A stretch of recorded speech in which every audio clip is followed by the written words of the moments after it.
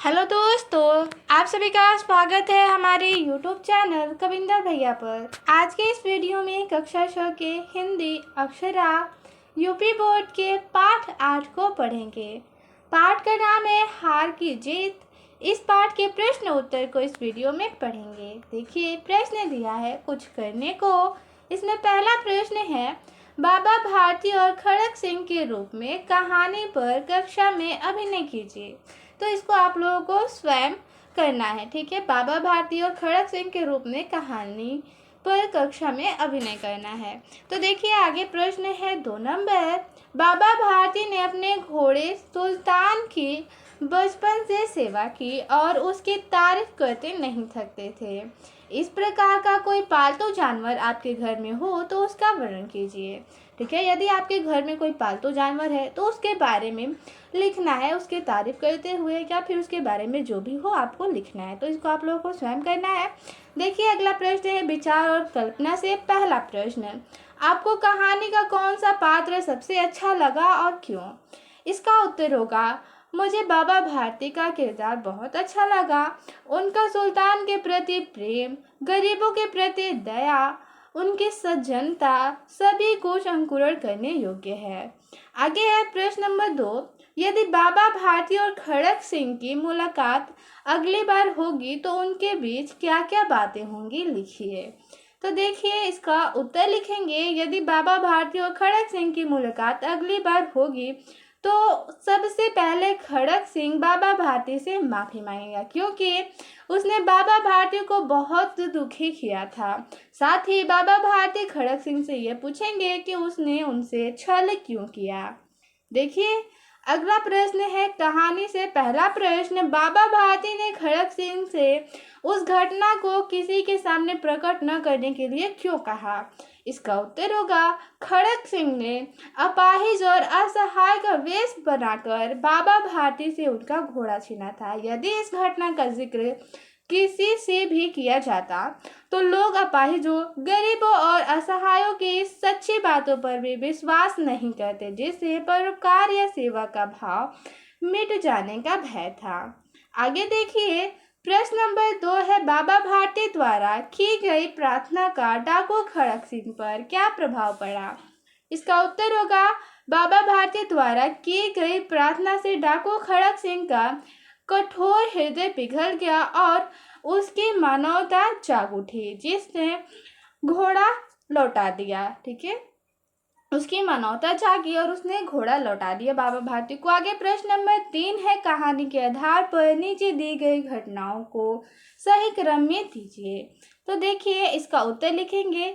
उत्तर को सही क्रम में हमने लिख दिया। तो देखिए, पहला क्रम होगा, माँ को अपने बेटे और किसान को टहलाते देख खेत को देखकर जो आनंद आता है वही बाबा भारती को अपना घोड़ा देखकर आता था। दूसरा घटनाक्रम होगा, बाबा भारती और खड़क सिंह अस्तबल में पहुंचे। तीसरा, घोड़े की चाल देखकर खड़क सिंह के हृदय पर सांप लौट गया। चौथा, खड़क सिंह जाते जाते कह गया, बाबा जी, यह घोड़ा मैं आपके पास न रहने दूंगा। पांचवा हो जाएगा, बाबा भारती की सारी बात अस्तबल की रखवाली में कटने लगी। आगे है छठवा, अपाहिज वेश में खड़क सिंह घोड़े को दौड़ाकर जाने लगा। सातवां, खड़क सिंह ने बाबा भारती की आवाज़ सुनकर घोड़ा रोक लिया और कहा, बाबा जी, यह घोड़ा अब न दूंगा। आठवां, बाबा ने कहा, इस घटना को किसी के सामने प्रकट न करना, नहीं तो वे किसी गरीब पर विश्वास न करेंगे। नौवां, किस खड़क सिंह ने सुल्तान को उसके स्थान पर बांध दिया। और 10वां हो जाएगा, बाबा भारती घोड़े के गले से लिपटकर रोने लगे। देखिए, अगला प्रश्न है 4 नंबर। इस कहानी में कौन हार कर जीत गया और कौन जीत कर हार गया? तो देखिए, इसका उत्तर लिखेंगे, बाबा भारती अपना घोड़ा छीन जाने के कारण हार गए थे, किंतु उनके शब्दों का खड़क सिंह पर ऐसा प्रभाव पड़ा कि वह उनके घोड़े को चुपचाप उनके घर लौटा गया और अंत में बाबा भारती हार कर भी जीत गए और खड़क सिंह जीत कर भी हार गया। आगे है प्रश्न नंबर 5। इस कहानी द्वारा लेखक हमें क्या बताना चाहता है? तो देखिए इसका उत्तर होगा, इस कहानी द्वारा लेखक हमें बताना चाहता है कि व्यक्ति जन्म से बुरा नहीं होता, परिस्थितियां उसे बुरा बना देते हैं। यदि ऐसे व्यक्तियों को अनुकूल परिवेश मिले तो सुधरते देर नहीं लगती। आगे प्रश्न नंबर 6 है। इस कहानी में 3 प्रमुख पात्र हैं, बाबा भारती, सुल्तान और खड़क सिंह। कहानी के आधार पर इन तीनों पात्रों की विशेषताओं को स्पष्ट करने वाली 3 बातें लिखिए। तो देखिए इसका उत्तर लिखेंगे। पहले बाबा भारती की विशेषता, देखिए पहला हो जाएगा, वे अपने घोड़े सुल्तान को बेटे से भी ज़्यादा प्यार करते थे। दूसरा, उनके मन में गरीबों और लाचारों के लिए बहुत दया थी। तीसरा, वे अपने घोड़े की सेवा तन मन से करते थे। आगे है दूसरा सुल्तान के बारे में। देखिए इसकी विशेषता हो जाएगी, सुल्तान बहुत सुंदर था, उसके जोड़ का जोड़ा सारे इलाके में न था। और तीसरा, सुल्तान बहुत बलवान था। खड़क सिंह की विशेषताएं हो जाएंगी। पहला, खड़क सिंह इलाके का मशहूर डाकू था। दूसरा, लोग उसका नाम सुनकर कांपते थे। और तीसरा, खड़क सिंह डाकू होते हुए भी एक अच्छा इंसान था। प्रश्न नंबर 7 है, उस संवाद को छाट कर लिखिए जिसने डाकू खड़क सिंह का हृदय परिवर्तन कर दिया। इसका उत्तर होगा, यह घोड़ा तुम्हारा हो चुका, मैं तुमसे वापस करने के लिए न कहूँगा, परंतु खड़क सिंह केवल एक प्रार्थना करता हूँ, उसे अस्वीकार न करना, नहीं तो मेरा दिल टूट जाएगा। मेरी प्रार्थना केवल यह है कि इस घटना को किसी के सामने प्रकट न करना।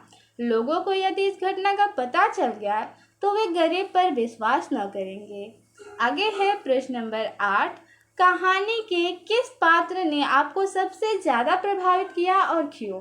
तो देखिए इसका उत्तर लिखेंगे, मुझे बाबा भारती के किरदार ने बहुत प्रभावित किया। बाबा भारती अपने जिस घोड़े को अपने प्राण से भी अधिक प्यार करते थे, उसको डाकू खड़क सिंह द्वारा धोखे से चुरा लेने के बाद भी बाबा भारती को अपने प्यारे घोड़े से अधिक चिंता गरीबों एवं असहायों की है। उनकी बातों से उनकी महानता और सज्जनता का पता चलता है। उनका चरित्र मुझे बहुत प्रभावित करता है। आगे है प्रश्न नंबर 9। कहानी का शीर्षक है हार की जीत। आपके अनुसार इस कहानी के और क्या क्या शीर्षक हो सकते हैं, लिखिए। तो देखिए इसका उत्तर लिख सकते हैं, मेरे विचार से इस कहानी का शीर्षक होना चाहिए सच्चे संत बाबा भारती या फिर सबका प्यारा सुल्तान। आगे है प्रश्न भाषा की बात से पहला प्रश्न, नीचे लिखे मुहावरों का प्रयोग करके वाक्य बनाइए। देखिए मुहावरा दिया है वायु वेग से उड़ना, दूसरा मुहावरा है आंखों में चमक होना, तीसरा है दिल टूट जाना और मुंह न मोड़ना। आगे है सिर मारना, लहू होना और मन भारी होना। इन सभी मुहावरों का प्रयोग करके वाक्य बनाना है। तो देखिए पहला मुहावरा है वायु वेग से उड़ना। इसका अर्थ होता है बहुत तेज चलना। इसका वाक्य प्रयोग अपने अनुसार कोई भी वाक्य लिख सकते हैं जिसमें इस मुहावरा का प्रयोग किया गया हो। तो देखिए वाक्य लिख सकते हैं, बाबा भारती का घोड़ा वायु वेग से उड़ता था। दूसरा है मुहावरा आंखों में चमक होना। इसका अर्थ होता है बहुत खुशी होना। वाक्य प्रयोग हो जाएगा, अपनों को देखकर आंखों में चमक होना स्वाभाविक है। अगला मुहावरा है दिल टूट जाना। इसका अर्थ होता है दुखी होना। वाक्य प्रयोग होगा, इच्छा पूरी न होने पर दिल टूट जाता है।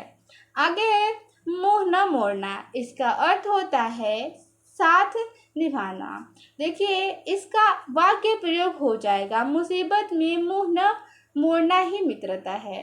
ठीक है। आगे है सिर मारना। इसका अर्थ होता है समझाने की कोशिश करना। इसका वाक्य प्रयोग होगा, मूर्ख के सामने सिर मारना बेकार होता है।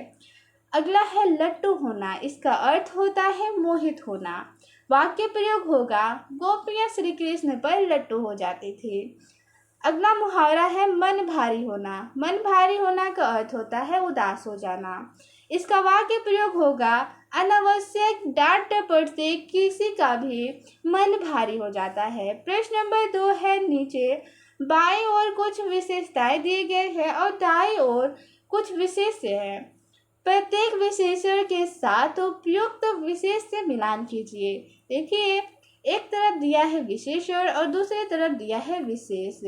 ठीक है, तो विशेषण में दिया है लहलहाते, बांका, अधीर और दिया है ऊंचे और ठंडा। विशेष में दिया है विचार, खेत, जल और हृदय, घोड़ा। तो चलिए इसका सही मिलान करेंगे। तो देखिए, उत्तर में लिखेंगे विशेषण है लहलहाते, इसका विशेष्य हो जाएगा खेत। विशेषण है अधीर, इसका विशेष्य होगा हृदय। ठंडा का विशेष्य होगा जल, बांका का विशेष्य होगा घोड़ा और ऊंचे का विशेष्य हो जाएगा विचार। आगे है प्रश्न नंबर 3। कहो इधर कैसे आगे सुल्तान की चाह खींच लाई।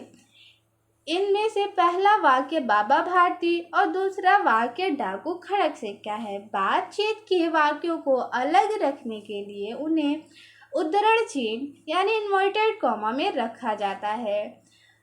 कहानी को पढ़कर नीचे दिए गए अनुच्छेद में उपयुक्त स्थान पर उद्धरण चिन्ह का तथा अन्य विराम चिन्ह का प्रयोग करना है। तो देखिए, वाक्य दिया गया है, अपाहिज ने हाथ जोड़कर बाबा भारती, ठीक है, अपाहिज ने हाथ जोड़कर कहा, बाबा मैं दुखिया हूँ, मुझ पर दया करो। रमावाला यहाँ से 3 मील दूर है, मुझे वहाँ जाना है। घोड़े पर चढ़ा लो, परमात्मा भला करेगा। वहाँ तुम्हारा कौन है।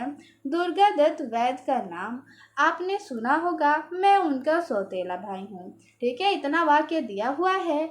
हमें यहाँ पे सही विराम चिन्ह और सही जगह पर इन्वर्टेड कॉमा यानी कि उद्धरण चिन्ह का प्रयोग करना है। तो चलिए यहाँ पे हम लोग प्रयोग करेंगे। तो देखिए, इसका उत्तर लिखेंगे, अपाहिज ने हाथ जोड़कर कहा, यहाँ पे हो जाएगा अर्ध विराम। ठीक है, उसके बाद उद्धरण चिन्ह का प्रयोग करेंगे, मैं दुखिया हूँ, मुझ पर दया करो। इतना एक वाक्य पूरा हो रहा है तो विराम चिन्ह का यूज करेंगे। ठीक है, विराम चिन्ह का प्रयोग करेंगे। रमावाला यहाँ से 3 मील दूर है, यहाँ पे अर्धविराम। ठीक है, अर्धविराम का चिन्ह प्रयोग करेंगे। मुझे वहाँ जाना है, यहाँ पे वाक्य पूरा हुआ तो पूर्ण विराम।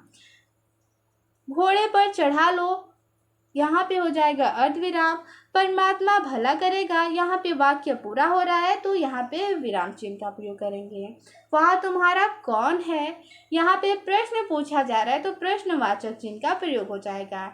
दुर्गा दत्त वैद्य का नाम सुना होगा, ये एक पूर्ण वाक्य है तो विराम चिन्ह का प्रयोग करेंगे। उनका सौतेला भाई हूँ, ये भी एक पूर्ण वाक्य है के तो अंत में विराम चिन्ह का प्रयोग कर देंगे। इस तरह से उद्धरण चिन्ह और विराम चिन्ह का प्रयोग होता है।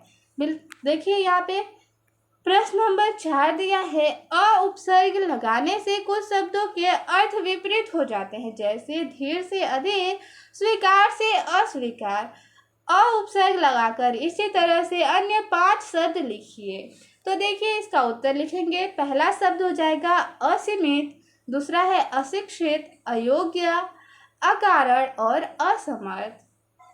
आगे है अवधारणा चित्र। अवधारणा चित्र में दिया है किसी पात्र अथवा विषय वस्तु के बारे में उसकी विशेषता, गुण, लाभ अथवा घटना के क्रमों के प्रमुख बिंदुओं का चित्रण करना। दिया है क के आधार पर ख को पूरा कीजिए। देखिए, क के आधार पर ख को पूरा करें।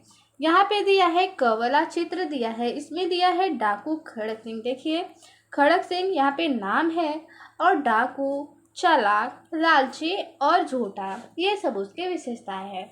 तो इस प्रकार से हम भी यहाँ पे दिया है चित्र ख में, तो यहाँ भी हम लोग लिख देंगे बाबा भारती का, तो इसका उत्तर लिख देंगे उत्तर। ठीक है, चित्र में लिखेंगे संत, सच्चा मानवतावादी और गरीबों के मसीहा, परोपकारी। ठीक है, ये सब बाबा भारती की विशेषताएं हैं, तो इन सभी शब्दों को लिख देंगे यहाँ पे चित्र में। ठीक है, यहाँ पे लिखेंगे संत, सच्चा मानवतावादी, गरीबों का मसीहा। इस प्रकार से बाबा भारती की विशेषताओं को लिख सकते हैं। आगे दिया है इसे भी जाने। भारत रत्न पुरस्कार, यह पुरस्कार भारत सरकार द्वारा कला, साहित्य, विज्ञान एवं सार्वजनिक सेवा या फिर जीवन के असाधारण एवं अति उत्तम कोटि के कार्य के लिए दिया जाता है। यह पुरस्कार सर्वप्रथम सन 1954 ईस्वी में श्री राजगोपालाचारी, डॉक्टर सर्वपल्ली राधाकृष्णन तथा डॉक्टर सीवी रमन को मिला था। ठीक है, तो मिलते हैं अगले वीडियो में। धन्यवाद।